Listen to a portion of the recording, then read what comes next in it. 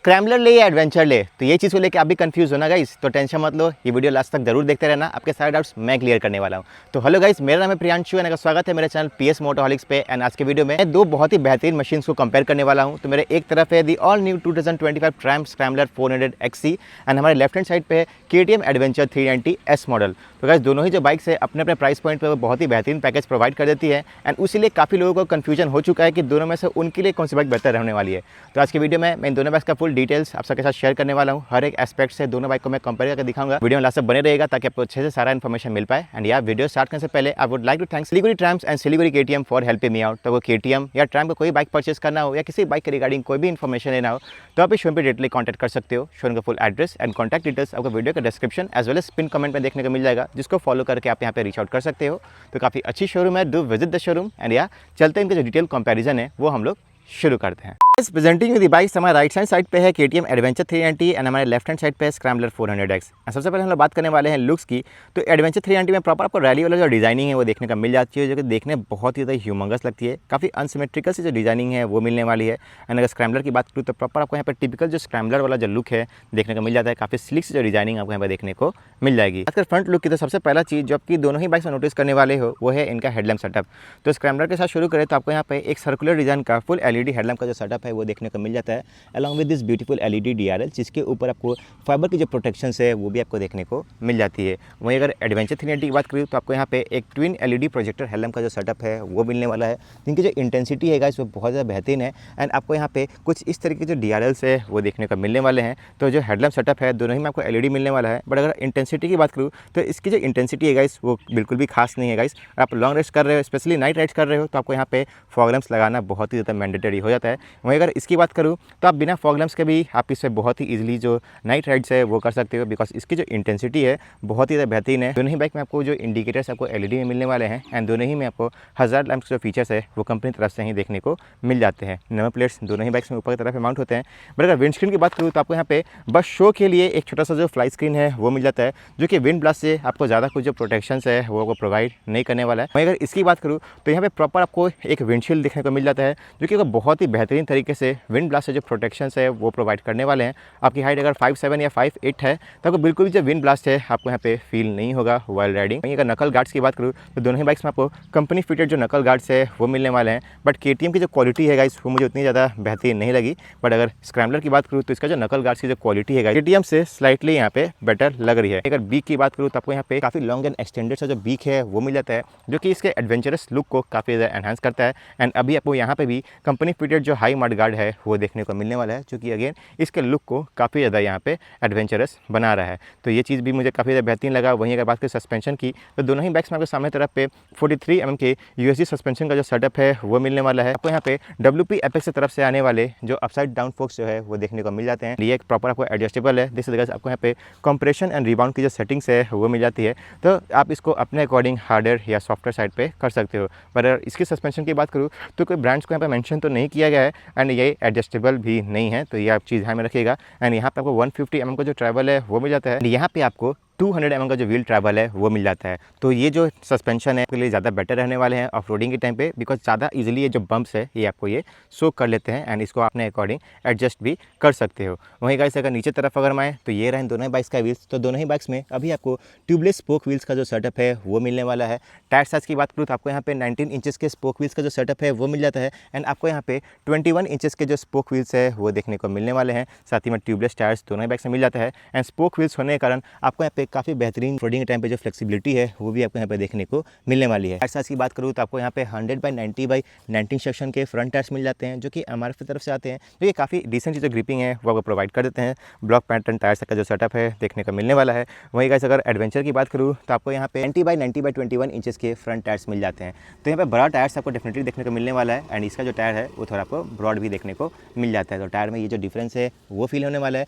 वहीं गाइस अगर बात करूँ ब्रेकिंग की तो दोनों ही बाइक्स के सामने तरफ पे एक 320mm का सिंगल डिस्क का जो सेटअप है वो देखने को मिलने वाला है, along with the radially mounted brake calipers जो कि आपको आते हैं बाइक ब्रेक तरफ से, जो कि वो काफ़ी अच्छी खासी जो बाइट है वो प्रोवाइड कर देते हैं।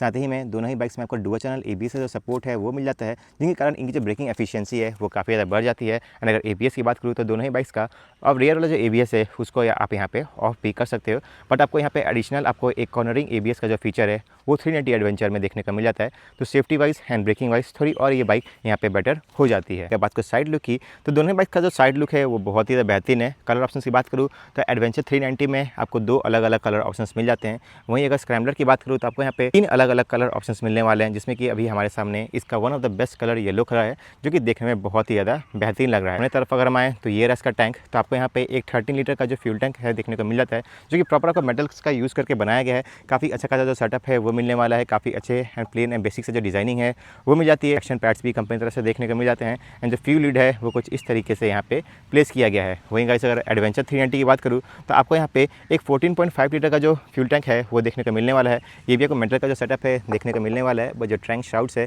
वो गाइस आपको प्रॉपर फाइबर्स का यूज़ करके बनाया गया है, जो कि अगेन काफ़ी आगे की तरफ एक्सटेंड किए गए हैं, जिसके कारण आपको एक काफ़ी रैली बाइक वाला जो डिजाइनिंग है आपको यहाँ पर देखने को मिलने वाली है। फ्यूल टैंक कैपेसिटी यहाँ पर ज़्यादा होने के कारण आपको ज़्यादा बेटर जो रेंज है वो मिल जाती है। वहीं गाइस अगर बात करूँ माइलेज की, तो दोनों ही बाइक से आप 25 kmpl के आसपास का जो माइलेज है वो एक्सपेक्ट कर सकते हो। इसी तरफ अगर हम आए तो गाइस ये रहा दोनों बाइक्स का इंजन एरिया। तो दोनों बाइक्स का जो इंजन है वो कम्प्लीटली अभी आपको डिफरेंट देखने को मिलने वाला है, बट उसके पहले गाइस जो क्रैश गार्ड है आप वो चेकआउट कर लो। इसका जो क्रैश गार्ड है वो कुछ इस तरीके से डिजाइनिंग है। ये टेस्ट राइड वाली व्हीकल है, तो टेस्ट राइड के टाइम पे शायद कहीं गिरी होगी, तो इसलिए यहाँ का जो फ्रेम स्लाइडर वाला एक पार्ट रहता है वो यहाँ से मिसिंग है।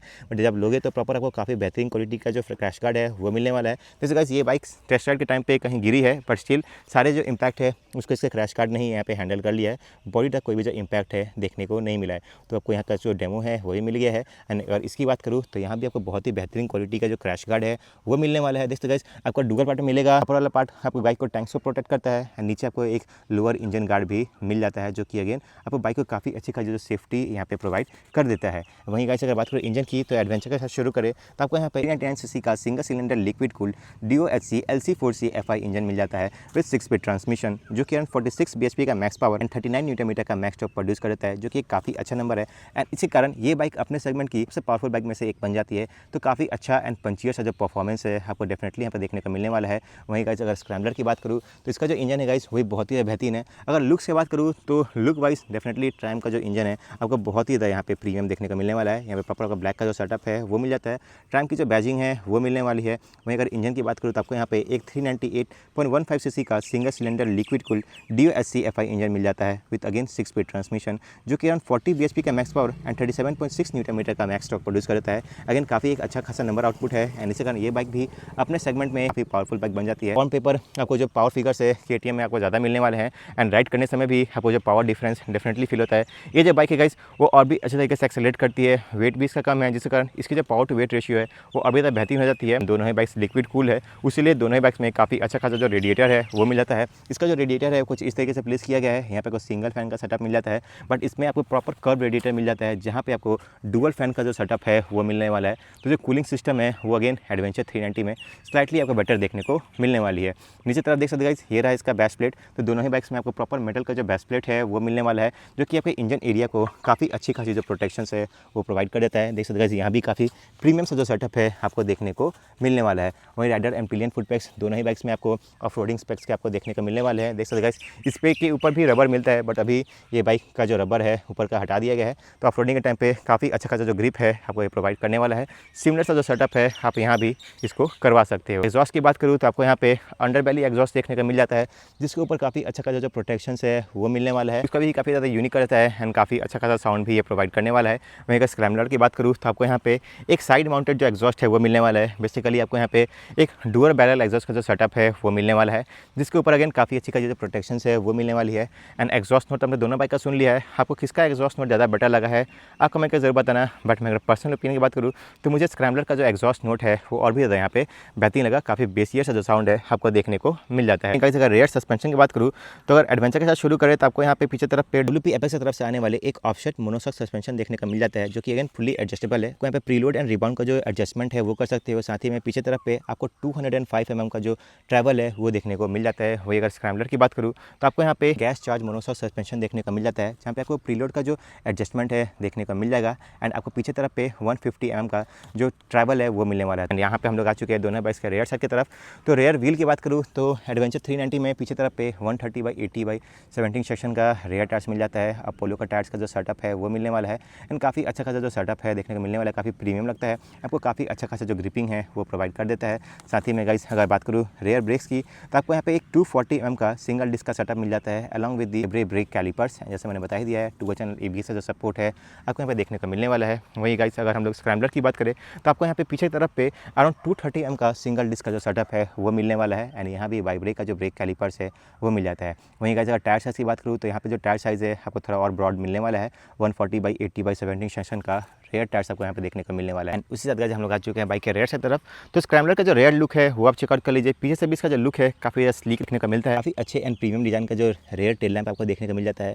इंडिकेटर्स कुछ इस तरीके से प्लेस किए गए हैं एंड काफ़ी लॉन्ग एंड एक्सटेंडेड सा जो फेंडर है वो प्रोवाइड किया गया है, जिसके कारण आपको काफ़ी अच्छा खासा जो मड से प्रोटेक्शन देखने का मिल जाता है। इस बाइक में कोई जो डुअल स्टैंड देखने को नहीं मिलेगा। जो साइड स्टैंड है वो काफ़ी लॉन्ग एंड एक्सटेंडेड है, जिसमें कि एक side stand cut off sensor मिल जाता है, जो कि सेफ्टी वाइज भी मुझे काफ़ी एक अच्छी चीज़ लगी। साथ ही में 6 स्पीड का जो ट्रांसमिशन भी मिल जाता है एंड जो गियर लीवर है वो काफ़ी कॉम्पैक्ट डिजाइनिंग मिल जाती है। जिसमें स्लीपर क्लास का जो फीचर है आपको दोनों ही बाइक्स में देखने को मिल जाती है। एंड अगर इसके रेयर लुक की बात करें तो इसका जो रेयर लुक है वो भी आप चेकआउट कर लीजिए। जैसे मैं बता रहा था कि काफ़ी एक अनसिमेट्रिकल सी जो डिजाइनिंग है वो मिलने वाली है। आगे से काफ़ी ह्यूज दिखता है एंड पीछे आते आते इसका जो लुक है वो बहुत ही ज़्यादा यहाँ पे नैरो हो जाता है। तो देख सकते गाइस आपको इसका रेयर लुक कैसा लगा है आप कमेंट करके जरूर बताना। एक छोटा सा एक फुल LED टेल लैंप का जो सेटअप है वो मिलने वाला है, जो कि अगेन देखने में बहुत ही प्रीमियम लगता है। एंड अगेन इसका जो रेयर फेंडर है इसी ही डिजाइनिंग देखने को मिलने वाली है। वही अगर सीट्स की बात करूँ गाइस तो सीट्स आप देख लीजिए गाइस, आपको एडवेंचर 390 की जो सीट है वो काफ़ी ज़्यादा बड़ा है, बट अगर राइडर के लिए तो अच्छा खासा स्पेस मिल जाता है, बट पिलियन के लिए उतना अच्छा खासा जो स्पेस है देखने को नहीं मिलेगा। बट राइडर का जो स्पेस है वो काफ़ी ज़्यादा आपको यहाँ पे बेहतरीन देखने को मिलने वाला है। काफ़ी सॉफ्ट मटेरियल का सीट आपको यहाँ पे देखने को मिल जाता है। मैं अगर स्क्रैम्बलर की बात करूँ तो प्रॉपर स्प्लिट सीट का जो सेटअप है देखने को मिल जाता है एंड यहाँ पे for both rider and pillion काफ़ी अच्छा खासा जो स्पेसिंग है देखने को मिलने वाला है। तो सीट वाइज डेफिनेटली कंफर्ट आपको यहाँ पे ज़्यादा बेहतर मिलेगा, बट अगर स्पेस की बात करूँ तो स्क्रैम्बलर का जो स्पेस है राइडर एंड पिलियन दोनों के हिसाब से काफ़ी ज़्यादा बेहतरीन है। अगेन इसमें भी आपको डबल स्टैंड देखने को नहीं मिलेगा, साइड स्टैंड इसका भी काफ़ी ज़्यादा लॉन्ग एंड एक्सटेंडेड है। साथ ही में आपको यहाँ भी side stand cut off sensor मिल जाता है। अगेन 6 स्पीड का ट्रांसमिशन आपको यहाँ भी देखने को मिलेगा। असिस्टेंट स्लीपर क्लच मिल जाता है। साथ ही में आपको यहाँ पे बाई डायरेक्शनल क्विक शिफ्टर मिल जाता है, जिसके हेल्प से आप यहाँ पे clutchless up shift and down shift भी कर सकते हो। तो ये फीचर्स आपको स्क्रैम्बलर में देखने को नहीं मिलेगा। साथ ही में आपको जो चेन एडजस्टर है वो भी आपको यहाँ पर देखने को मिल जाता है।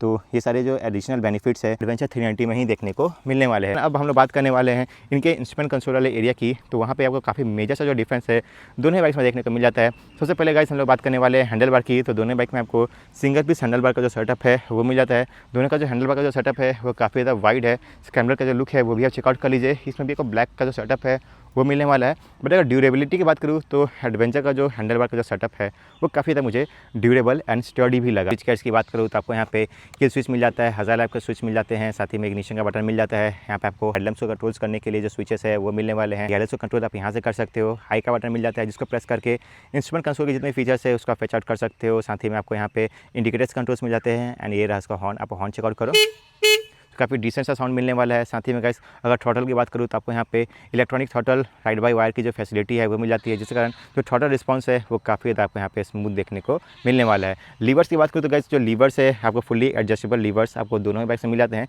इसको एडजस्ट करना भी बहुत सिंपल है। आप इस डायल को रोटेट करके आप इसको अपने अकॉर्डिंग एडजस्ट कर सकते हो। अगर मिरर्स की बात करूँ तो मिरर्स गाइस काफ़ी ज़्यादा आपको यहाँ पे रेट्रो थीम का मिलने वाला है, बट ये उतने ज़्यादा प्रैक्टिकल नहीं है एंड उतने ज़्यादा ये ड्यूरेबल भी मुझे नहीं लगे। जैसे गाइस काफ़ी छोटा सा स्पेस मिलता है, बट आप इसमें टूरिंग मिरर आफ्टर मार्केट यहाँ पे लगवा सकते हो। एंड ये रहा इसका इंस्ट्रूमेंट कंसोल। तो आपको यहाँ पे एक सेमी डिजिटल इंस्ट्रूमेंट कंसोल मिल जाता है, जिसमें कि जो भी रिक्वायर्ड फीचर्स हैं एंड जो इन्फॉर्मेशन है आपको देखने को मिल जाते हैं। लाइक सबसे पहले आपको देखने को मिलेगा यहाँ पे स्पीडोमीटर, टैकोमीटर मिलने वाला है, गियर पोजिशन इंडिकेटर मिल जाता है, ओडोमीटर मिलने वाला है, फ्यूल गॉज टाइम शो करता है। इसको प्रेस करके आप यहाँ पे ट्रिप ए, ट्रिप बी, साथ ही में आपको यहाँ पे ट्रैक्शन कंट्रोल देखने को मिल जाता है, जो कि अगेन यहाँ पे ऑन या ऑफ कर सकते हो। एंड ऑफ रोड का एक मोड शो करता है, जिसमें कि इसका जो रेयर वाला ABS भी आप ऑफ कर सकते हो। तो ये कुछ फीचर्स मिलने वाले हैं। बाद बाकी आपको यहाँ पे कोई जो कनेक्टिविटी का जो फीचर है देखने को नहीं मिलेगा। कुछ आपको एडिशनल लाइट्स जरूर देखने को मिल जाती है। एंड इसका जो की है आप वो चेकआउट करो। ट्राइम की बैजिंग के साथ में काफ़ी प्रीमियम सा जो की है वो मिलने वाला है। में एक टाइप C का जो चार्जर है वो भी आपको देखने को यहाँ पे मिलने वाला है। एडवेंचर की बात करूँ तो यहाँ यहाँ पे सीन बिल्कुल ही अलग है। यहाँ पे मतलब ये बाइक में फीचर्स तो भर भर के मिलने वाले हैं, सेगमेंट बेस्ट फीचर्स आपको डेफिनेटली इस बाइक में देखने को मिल जाएंगे।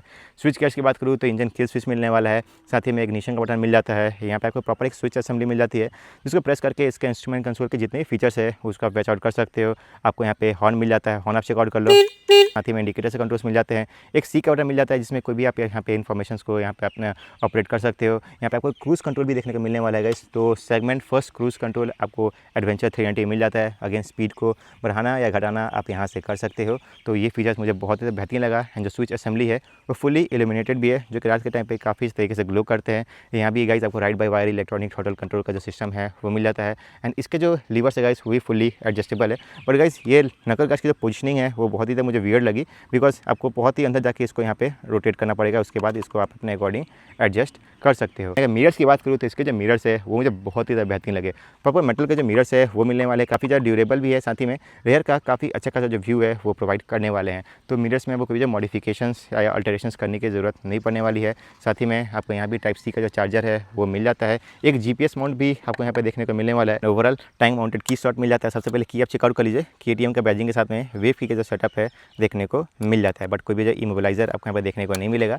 एंड ये रहा इसका इंस्ट्रूमेंट कंसोल, 5 इंच का TFT कंसोल मिल जाता है, जो कि देखने में बहुत ही प्रीमियम लगता है। सर अभी से जो लेआउट है वो मिनिमम पे रखा गया है, तो अभी मिनिमम से जो इन्फॉर्मेशन है वो शो करते हैं। लाइक देख सकते हो अभी आपको यहाँ पे फ्यूल का शो कर रहा होगा, यहाँ पे स्पीडोमीटर शो करेगा, यहाँ पे आपको गियर पोजीशन इंडिकेटर शो करेगा। बट आपको यहाँ पे बहुत सारे अलग अलग इन्फॉर्मेशन और भी आपको देखने को मिल जाते हैं। पहले मेन्यू में जाते हो तो आपको यहाँ पर प्रॉपर अलग अलग राइडिंग मोड्स मिलने वाले हैं। एंड हर मोड्स में पावर की जो सेलिब्रेशन है आपको अलग अलग देखने को मिल जाएगा। चले जाते हो तो अगर आप यहाँ पे ABS को भी आप ऑन या ऑफ कर सकते हो, ऑफ रोड मोड में जाकर रेयर वाला ABS को। साथ ही मोटरसाइकिल ट्रैक्शन कंट्रोल मिल जाता है जो कि अगेन स्विचेबल है। क्विक शिफ्टर मिल जाता है जिसको अगेन आप यहाँ पे ऑन या ऑफ कर सकते हो। डिस्प्ले मोड पे जैसा कि मैंने बताया था रिड्यूस पे कर सकते हो या स्टैंडर्ड भी कर सकते हो। तो देख सकते हो स्टैंडर्ड पे जाते हो तो सारे के सारे इन्फॉर्मेशन आपको देखने को मिल जाएंगे। लाइक टैकोमीटर भी देखने को मिल जाएगा, टाइम देखने को मिलेगा, ट्रिप एक रिगार्डिंग इन्फॉर्मेशन शो करेगा, एवरेज स्पीड शो करेगा, टाइम शो करेगा, ओवरऑल जो एवरेज है वो भी आपको यहाँ पे देखने को मिलने वाला है। साथ ही में गाइस यहाँ पे अगर जाते हो तो इन्फॉर्मेशन में आपको और भी सारे बाइक के इन्फॉर्मेशन देखने को मिल जाएंगे। आपको जो क्रूज कंट्रोल है वो मिल जाता है जिसको अगेन आप यहाँ से ऑपरेट कर सकते हो। क्रूज कंट्रोल में 2 मोड्स मिलेंगे। नॉर्मल आप क्रूज कंट्रोल यहाँ पे सेट कर सकते हो, यहाँ पे आपको जो स्पीड लिमिट को भी यहाँ पे अप्लाई कर सकते हो। तो अगर आपने speed limit for an example अगर 40 सेट कर दिया है तो ये बाइक 40 के ऊपर यहाँ पे नहीं जाएगी। एंड साथ ही में आपको यहाँ पे म्यूजिक कंट्रोल कर सकते हो। कनेक्टिविटी का जो फीचर है वो मिल जाता है जिसके हेल्प से अपने फ़ोन को अपने बाइक के साथ पेयर कर सकते हो। एंड बहुत सारी information like turn button, navigation, call alert, message alert का जो भी फीचर है उसको आप यहाँ पे यूज़ कर सकते हो। साथ ही में यहाँ पे अगर जाते हो तो अभी अदर इन्फॉर्मेशन आपको यहाँ पे देखने को मिलने वाले हैं। तो इसका जो इंस्ट्रूमेंट कंसोल है वो फुल्ली लोडेड है इन्फॉर्मेशन से। राइडिंग मोड्स भी मिल जाते हैं, ट्रैक्शन कंट्रोल भी मिल जाता है। तो फीचर्स वाइज ये बाइक कहीं से भी लैग नहीं करती है। तो फीचर्स में आपको काफ़ी ह्यूज सा जो डिफरेंस है वो दोनों ही बाइक में देखने को मिलने वाला है। तो गाइस दोनों बाइक का जो मोटा जो डिफरेंस था वो मैंने बता दिया है। एंड दिस गाइस पूरा पसीने से मैं भीग चुका हूँ, काफ़ी कड़े धूप में जो वीडियो है मैं शूट कर रहा हूँ। तो गाइस इतना एफर्ट दे रहा हूँ। तो नया चैनल है गाइस, पूरा सब्सक्राइब करके सपोर्ट करते रहना। एंड आपका ये ब्लॉग कैसे लग रहा है कमेंट करके जरूर बताना। चलते दोनों बाइक्स पे बैठते हैं एंड इसका जो सीटिंग पोस्चर का जो आइडिया है मैं को वो भी यहाँ पे दे देता हूँ। तो दैट्स इज गाइस, अब टाइम आ चुका है दोनों बाइक से बैठने का एक एक करके एंड सीटिंग पोस्चर का जो आइडिया है वो आप सब तक पहुँचाने का।